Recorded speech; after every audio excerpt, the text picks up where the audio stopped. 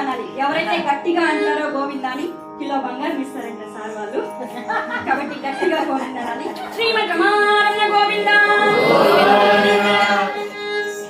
కృతయుగము, త్రేతాయుగము, ద్వాపరయుగము, కలియుగము. ఈ చతుర్యుగాలలో ద్వాపరయుగంలో శ్రీకృష్ణ అవతారం దాల్చాడు పరమాత్ముడు.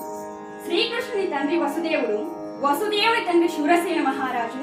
ఈ శూరసేన మహారాజుకు మారీష అనేటువంటి పుణ్య దంపతులకు కలిగినటువంటి పెద్ద కుమార్తె అయినటువంటి పృథా అనే ఆమెను దత్తత కుమార్తెగా తన మేనత్త కుమారుడైనటువంటి కుంతి భోజనకు దత్తతకు ఇచ్చేశారు.